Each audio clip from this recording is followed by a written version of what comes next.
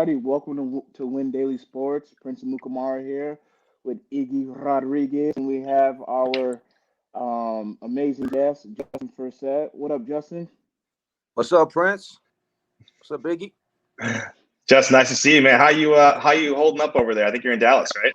I'm in Dallas, or what we like to call it these days, Alaska. So it is a winter storm here like never before, and yeah, we're battling snowstorm versus and COVID at all at the same time. But that just means you're staying home. Yeah, I mean we're in the house and we're trying to make the best of it right now. We can go outside at least in our backyard and play with the snow, but that's old to this point. So we're just trying to make it. Hopefully the sun comes out here in the next day or so and melts all the snow, and we can get back to 120-degree weather. I mean, I don't know if I like that either, man. Yeah, I'll take it right now. Yeah. For those of you who don't know, on the Win Daily side, Justin, former NFL athlete, former running back. I think let me see if I get this right.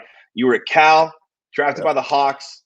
You played for the Colts, the Texans, the Jaguars, the Ravens, the Lions, and the Broncos during your NFL career. Is that right? Almost all 32 teams. You got them. Yeah, exactly.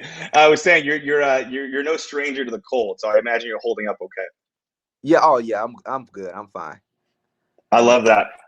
I mean, and I love the background, dude. I love the history. Obviously, being an NFL athlete, it's so customary for you to change teams, right? It's a business, right? What we call it, the business of football. Mm-hmm.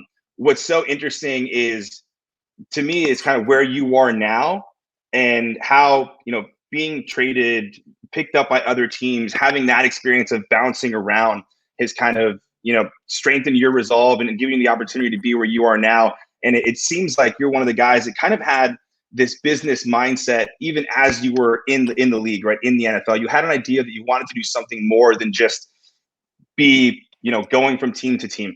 And so I would love to kind of hear from you what that experience was like for everyone listening, kind of bouncing around, and we can kind of lead you into some questions of how that kind of shaped where you are right now. For sure. Well, you made it sound way cooler than what it was. I was never traded. I was just flat out released and cut and fired. Those are the terms that I use. But it was definitely a blessing to go around and build relationships and play on a number of teams. Some great organizations, some bad organizations. Got to understand culture to a whole nother level. Good culture versus bad culture. And I got some great learnings from my time in the NFL. My journey to entrepreneurship, it started early on. I came from a family of entrepreneurs, but I didn't really see it like that. It wasn't like a really a sexy term back then to be an entrepreneur. Not up until like Shark Tank came about in routine, before everybody became like, I want to be an entrepreneur. I want to have a side hustle or something similar. I saw I was fired at least 2 or 3 times in the first couple of years of my career. And it made me think like, okay, what do I want to do if this thing is going to, be over for me, if football is going to be done. And I saw a Sports Illustrated article around 2010, 2011.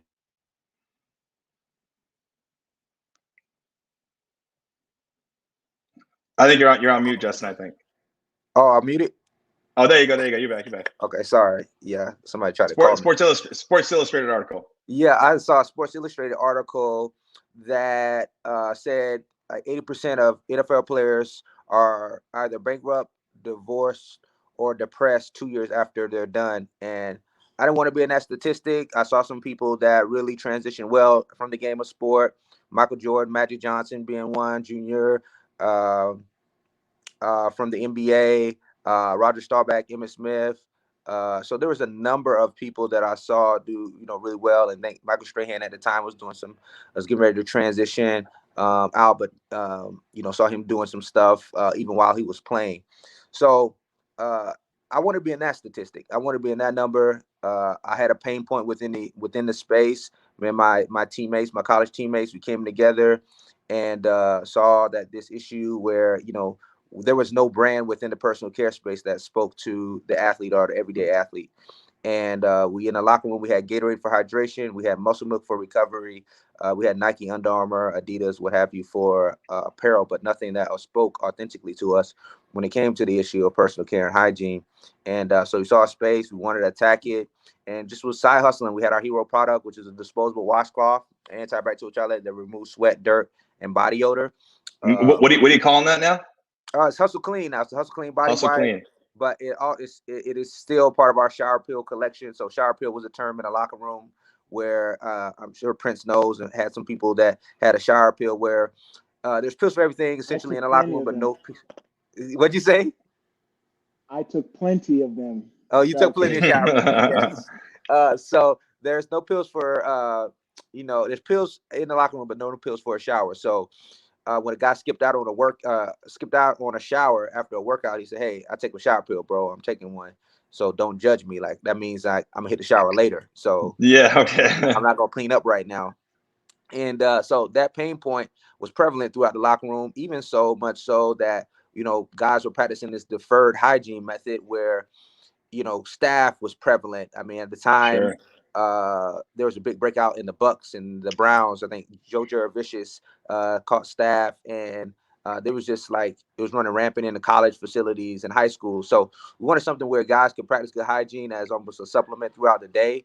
Because if you're not taking care of your skin, that could keep you out just like you're not taking care of your body, your muscles, anything Of else. course. So we grew that, and now we're here, with a bigger brand and more SKUs and more products to offer the community, this active community, and doing good while we're at it.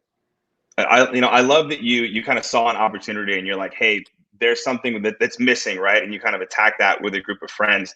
You've mentioned, and so has Prince a couple times, like the phrase side hustle, right? Mhm. And I think that even our folks watching, like some of them betting, right? That's a side hustle, right? Like they're trying to find different opportunities for revenue. Talk about, like, you had the idea, you saw this gap, and then talk about the transition from side hustle to, like, this is really a thing. Like, how did Yeah. you get from, hey, I'm side hustling, to, hey, this is the thing I want to work Well, it was really dependent on the consumer and the customer, the response and feedback that we were getting, because a lot of us can have a side hustle or want a side hustle, and we have an idea, but we're the only one that thinks it's a good idea, or we're the only ones that see the benefit and value. So you don't really have product market fit, and you want to do something that can really grow and scale and actually return, have a nice return on an investment. So it was just the people, like that started. We had to do a lot of educating at first, especially with this hero product, and letting people know that this is a supplement. It's not a shower substitute. And we went on. We did all the hard work, but now you see that this market in particular, along with whether it's hygiene wipes or whatnot, has been blown out of the ballpark here when it comes to like traction and competitors within the space. Uh, it is amazing, but we started at ground zero. We were the So first it's a ones. hustle. It's a side hustle, but it's a hustle. Yes, yes, People forget that second part, right? It's a hustle. Start from yes. zero. It's a hustle from zero. So, and you gotta spend time on it. It's a baby, as it continues to grow, it's gonna need different things. And then when that transition from like, okay, this baby, has to get off the Similac, and has to get off the breast milk. Now it's time to put some real food in its stomach. Like this thing is growing and it needs more, and it requires more time. It requires more resources. Yeah. Requires more capital. And when I got done with the NFL and retired in 2017, that's kind of when it's like, okay, this is full steam ahead. We had distribution in a number of outlets, and it was time to go all in and, bet on myself and bet on the brand. I mean, I love that story, man. I think Prince shot me a note too. I think you guys mentioned that you mentioned Shark Tank. I know Prince has Yes. some background watching Shark Tank. Yes. I was telling these guys last week or a couple of weeks ago that Shark Tank kind of stirred that entrepreneur spirit in my soul. Like it made me realize that the American dream was attainable. Like I could create something, pitch it, and have people invest in it. And I remember you guys were on Shark Tank with and you guys pitched the Sharks Yep. your product. Can you tell us about that experience? Oh man, it is still one of the most pivotal points of my entrepreneur journey. Even though it was one of the probably the worst pitches in Shark Tank history. I Uh, have to it, go watch this now. I haven't seen this. oh, you don't have to worry about it. I already scrubbed the internet, Oh, I so didn't. you don't have to worry about it. You won't be able to find it. I scrubbed it. You scrubbed it, yeah. Yeah, I scrubbed it. But no, it was an experience we got to know, and it From made me all sharks, reflect. you got to know from all sharks. So also, so Lori wanted to do a deal, but you can't see it. You won't see it on the edit because we're in there like over an hour or Yeah. so, maybe 2 hours, and Lori wanted to get in with Alex Rodriguez, who was a guest shark at the time, but he didn't want to go in, and Is Lori who so you we wanted didn't. to work with? I mean, we would have taken like one. Lori was one of the ones that we wanted to if we did get a deal, but Cuban, of course, and Yeah. Alex would have been great as well. We saw some synergy, but but yeah, that was a point where I've never, like, at that point probably the most frustrated or uh embarrassed that felt as like an adult, because it was different Wow. than it was different than football, because I fumbled before, and I've had issues before and flubs before as an athlete, but this was my first like experience or exposure to like being an entrepreneur and the world seeing me, and I didn't want that to be the end all be all, like as people put us and put me in that light. So I declared during that moment that that wasn't going to define me, but that was going to refine me and make me better an entrepreneur. And the next time I'm going to be on that show is I'm going to be a shark, and that motivating factor is not a day that doesn't go by. Like, how can I get better?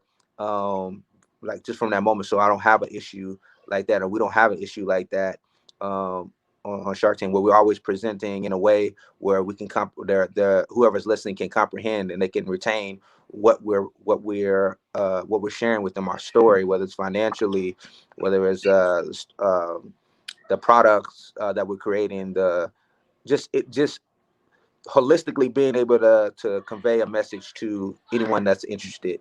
And and i i, I I want to say that from that point on, that was the difference maker from us, being able, if we were going to stay down and be a failure, or if we were going to succeed. And that really pushed us to our success that we were seeing right now, where we used that moment. We got on Good Morning America, we got on The View, and then from there we moved on to Target. We started in the test of 150 stores. Then we went Wow. into 3 months later, we got into all Target stores.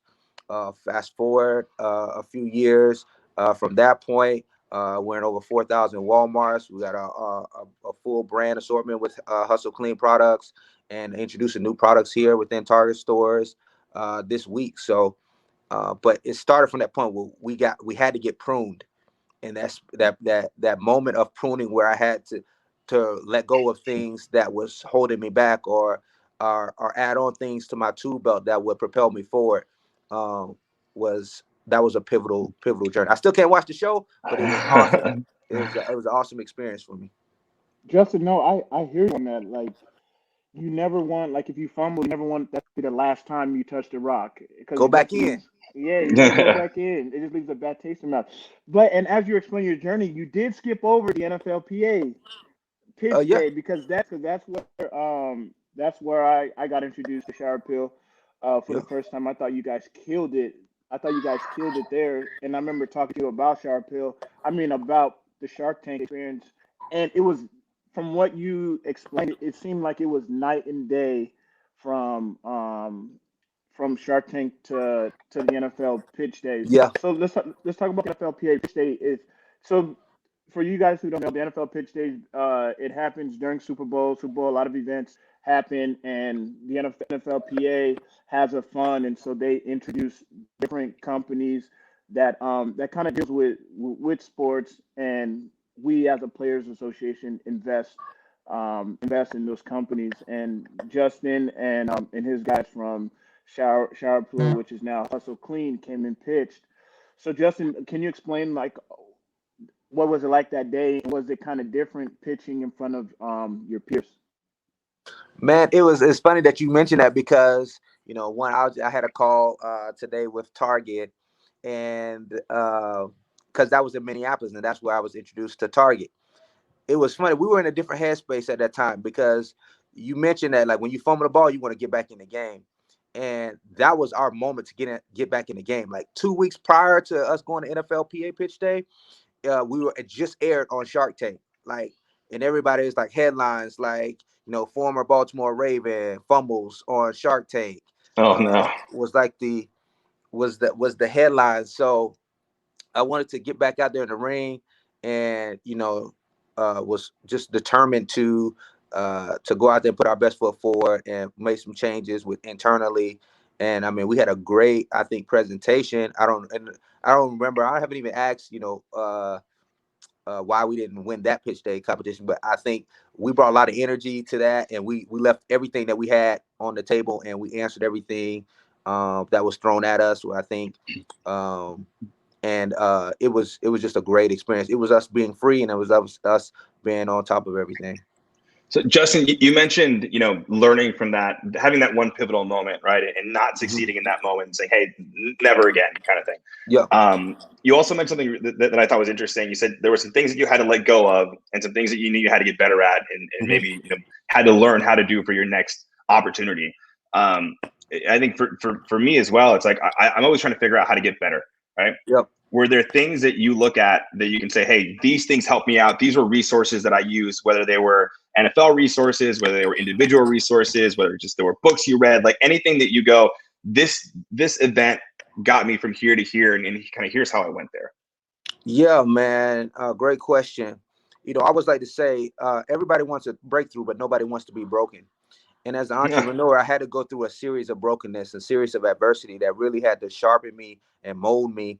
And I had to dig deep within myself and find out things that I didn't even know existed in order to take me to the next level and phase in life. And those moments, like a Shark Tank, those moments when I was rejected by investors or laughed at by investors or even teammates, not thinking this was going to be ever take off the ground. Those moments where I didn't necessarily have a strong, like, the financial side of things. Man, I couldn't tell you what a balance statement was, balance sheet, the P&L statements, the cash flow statements, EBITDA, net versus gross. Like, when I was playing football, I wasn't like, that wasn't something that I didn't go to business school.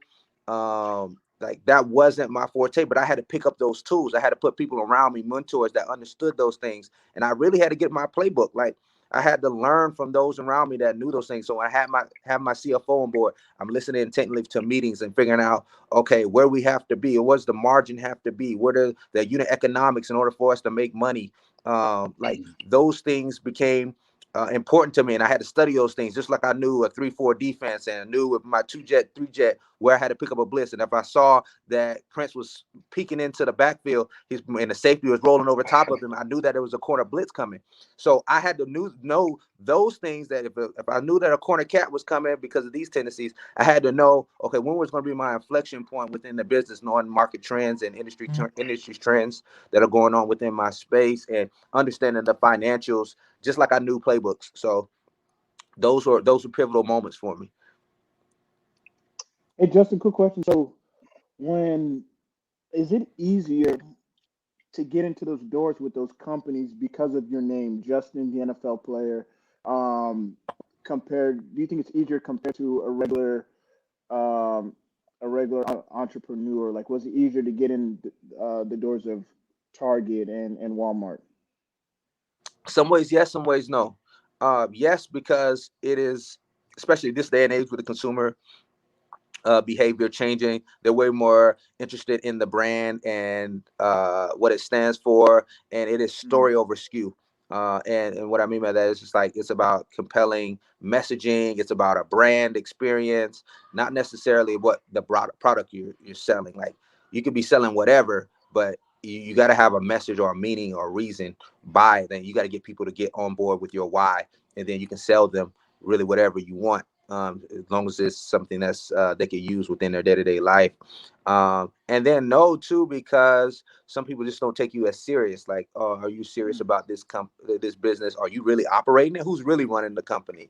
Like, it can't be Sure. you doing the day-to-day behind the scenes. Like, no, trust your You're just an athlete. Yeah. Exactly. You're in this box. So, I'm always, telling folks, especially athletes, that boxes for things, not people. So, don't put. I will never be defined by those things that or limitations people want to place on me.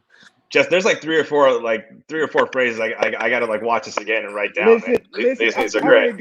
already got them in my head. These are great. Refine, not define. Not defined, yeah. People like to be broken, but people want to break through, but don't like to be broken. And then, That's a good one. and then the last one. What was the last one? What did you That's say, awesome. Justin? Oh, boxes are for things, not Oh, your people. boxes. Yeah, boxes for things, not people. No, that's So solid, man. it's interesting, like, and I'll tell you, Justin, this is like, I think the most, even Prince aside, like the way that you're talking about the business, and you can tell how much studying you've done, right? You mentioned it being like a playbook, right? And understanding tendencies and building that team around you. Like, I'll be very candid. It's about as well spoken as you're going to get. So like, kudos to you for putting in all the work, man. Seriously. But I wonder, has it been from that like Shark Tank moment to now where you've built that set of skills? Because it seems like you had that kind of entrepreneurial mindset, even in the locker room, right? Noticing that there was something that could be done in this space. Is that, you mentioned your family being entrepreneurs. Is this just a background that you've had, or is this new for you? No, it was something. Well, my parents, we had a restaurant, and the restaurant business is extremely That's tough. tough. And Yeah. so I've seen like the bad Wait, part. what kind of food? What kind of food? Barbecue. I love it. Yeah. I love it. I love it. For a number of years, and I used to go in there working and doing the cash register and all that stuff, and hated it. But for me, like even my major in college, like my concentration was around globalization and consumer behavior, and it was all about like the sociology of like marketing and advertising, and I love storytelling. And I loved being able to, how do you persuade a customer into action or someone into action? So that's what I was interested in. Like I was like more interested, at least growing up and from school into the NFL early on, was like, how can I get on Lincoln Avenue? How can I, work for an ad agency and, be Oh, wow. pitching and consulting, those type of things. So the entrepreneur really bug hit me because it was just like about ownership, and then it was about like legacy. Like what do I want to give to my kids and my community?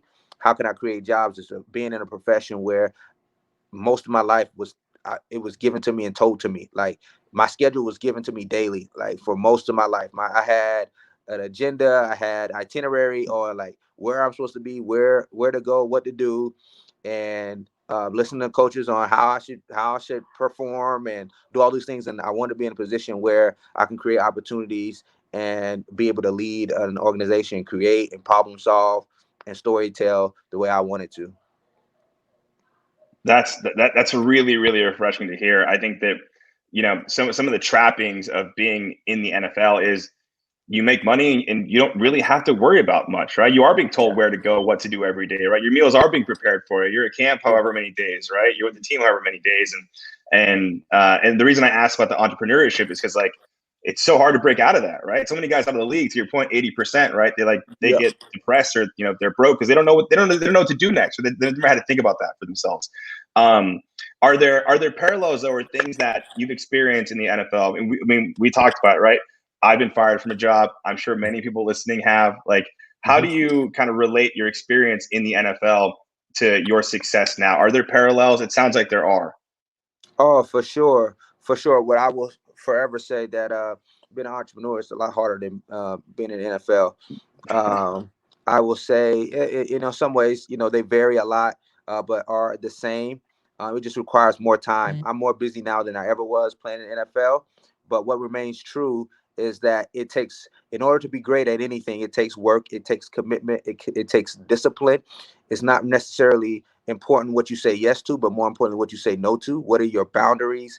What do you stand for? Like those things are important when you're building something, from the ground up. the parallels. So in football, they could measure how fast I run a 40. They can measure how many times I could bench press 225. They could measure how high I could jump.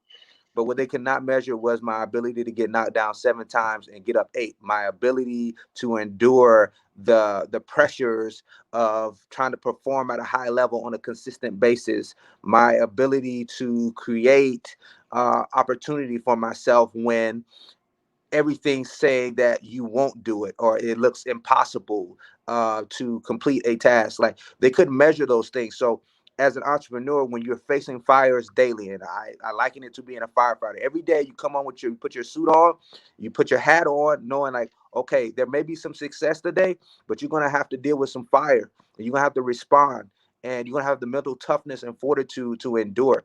So me being fired 6 times in the NFL, me being told I was too small and too short and too slow to play in the NFL for 9 years, that carries over well to it bodes well for me here as an entrepreneur because I'm constantly being rejected daily. I can be rejected by a customer. I can be rejected by an investor. I could be rejected by a retailer.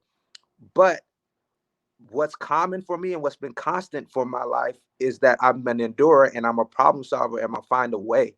So that I carry with me. And that is the reason why I believe that my partner and I and the team that we have been able to endure. Sometimes it's not even how smart you are or how gifted you are about your talents. Can you endure the hard times and Yeah. keep pressing? Yeah, that's Jeez, awesome.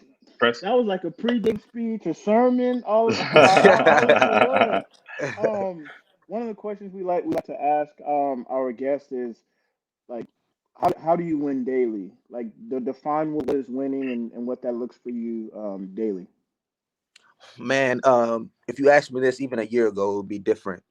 Um, but it is for me this year, and I'm trying to live more intentionally. And my if I had a word for the year, it is living. It is to live. It is to be fully present in each moment. And it is me embracing every ounce of breath that I'm given daily. Within not only, I believe that if you're really going after greatness, greatness cannot be compartmentalized. It's not okay for me to be a great entrepreneur and a trash husband. It's not okay for me to be a great running back and a trash father. Like if you are really truly chasing greatness and it's a lifestyle of what you're trying to do on a daily basis, then it should like those pursuits and the zeal in which you go after those pursuits should be the same. um so how I treat my wife, how I treat my kids, how I am as an entrepreneur is like I'm intentional. When I'm there, I'm present. I'm trying to when I'm with my kids, I'm trying to have as much fun and give them as much as I have. When I'm with my wife, I'm trying to serve and be the best husband. I fall short every day. I am not the best at it, but my pursuit and my zeal and my energy is there because I want to live fully in each moment that I have and each breath that I have inside of me every day. And I can say I wasn't doing that daily because even we always talk about players and athletes like, man, that you see the tragic story of athletes that their sport becomes identity, and they don't know what to do once it's gone. But as an entrepreneur, I mean, anything that you do, that thing can become identity if you're not intentional about your time and intentional about who you give your time to. uh, the business is dependent on you as an entrepreneur. Like that is you, that's your responsibility. But you being an entrepreneur is not an end all be all. Like I believe everyone was created for more. Like how do you leave an impact in life? How do you in this life, how do you create relationships that are making the world better? How are you serving your community? Like I was so inundated and consumed with work that I was paralyzed and inactive in some other assets of my life. So a long-winded answer in saying that I choose today to live in each moment and fully and try to be great at every role that I'm in right now. I mean, Wow. I could run through a brick wall right now, Justin. I'm jacked up, man. That's it's funny. It's not that different from Prince's answer. Prince's answer was empty the Yeah, I tank, said right? that. Yeah. Yeah. It was empty the tank, and he equated it the same way. He wants to be the best father, the best husband, the best business person, and as long as you empty that tank every day, very much to what you're saying, then that was a successful day, right? You're not gonna be perfect, but as long as you have that perseverance and you have that energy, then that's really what matters. And that's, dude, it's compelling, dude. That's awesome. I've only got a couple more things right now, but I think Shower Pill and this, the business you've created here. Is there anything else that you're looking at? Do you have your eye on other investments? Are there other things that you're focusing on? Because we mentioned the locker room side hustle, right? This is Yeah. obviously with so much passion, very clearly your main priority. Are there other things in the market you look at? Do you have other areas of income or that are passive or that you're interested in? Definitely have the passive income. Mailbox money is what I like to call it. Mailbox money, dude. How many things do I have to write down from this guy, bro? That's a pretty common thing, though. I think Mailbox money. I love that. mailbox money, when you just go and you just pick up a check and real estate investments, properties, storage units. I'm involved in. I Cool. do. I have a speaking side of my just of my life, my business. Like I'm I really. was gonna say, if you didn't have some sort of speaking engagements, you should have some of those. Yeah, I just really love it. I just feel like I through all the issues and the struggles that I've been through as an athlete, as an entrepreneur, and just as a human being, like it's not. It would. I would do myself a disservice if I just kept all those learnings to myself, and I get even more so than scoring a touchdown or making it to a Pro Bowl, to know that I've impacted a life for a greater good. That's what I hold near and dear to me, because those things will continue to live on. Amazing. Prince, anything left, man? I'm good, man. I think Justin emptied himself on his Empty podcast. the tank. Yeah, Yeah. man. No, Justin, man, dude, thank appreciate you you. so much for joining us. This was seriously like I have a feeling that people are going to really enjoy this conversation. And tell us where we can find you. Tell us where we can find the business. Any shout outs you want to have. This is your time right now. Oh, for sure, man. So you can find Hustle Clean on all social media channels at Hustle Clean. Please follow. And then also you can buy our products at Walmart. We're everywhere nationwide, over 4,000 stores at Walmart. Every single Target store. You can find our products in the sporting goods section there in Target, in the personal care section in Walmart. So, yeah, and also Kohl's as well. And I will say, Hey. I've known about the product before Prince told me about it, Yeah. Okay. because I used to work at a Fortune 500, and I used to go get a quick workout during lunch. And you got Yeah. to like a regular Fortune 5, you got 60 minutes, right? I got Yep. to go get a lift in. I got to take a shower. I got to get my shit done. Like it's not enough time. I saw a shower pill. I don't know where I saw one. I think maybe online. I don't know, but I'm like, Uh-huh. yo, this makes sense to me. I've been a consumer for like 4 or 5 years, so thank you. That's dope. I will say that they're really impressive. So congratulations, man. Oh man, that means That a is lot, man. awesome. That's dope. Hey, Thank you. Justin, one more Yeah. thing though. I remember Yep. The Super Bowl commercial, right? Like my wife posted it. What made you like that was smart, like to post that during Super Bowl or like Hmm. during that week? Like what made you come up with that and put it out there? Did you not allocate enough to get it on TV rather than put it on social Yeah. media during the Super Bowl? Like how did that work? At the phase that we're in, it is just not having a lot of resources when, a Super Bowl commercial costs $5 million. For 30 Uh, seconds, man. yeah, for 30 seconds, not necessarily knowing if the return of investment is going to be there. It just wouldn't be smart for us to do it. But we're living in a day and age where you can create your own stories, you can distribute your own stories, and we liken ourselves to independent artists, so we can distribute to the people that we want and boost and promote it to those like audiences that may find our product, as a valuable asset. So Super Bowl has a lot of eyes, a lot of ears. So that was the time we wanted to do it, going into 2020, 2021. Amazing. Awesome. Justin, thank you so much, man. Hustle clean on everything. Is it Justin Forsett personal? Oh, Jay Forsett. Jay Forsett. Jay Forsett. All right, I'm gonna drop a follow now. I appreciate it, dude. Thank you, man. All right, so we're gonna we can end it there. All right, personal question. Dude, that was absolutely fantastic. Thank you so much. Amazing. That was fucking awesome. You were incredible. Oh, thank you.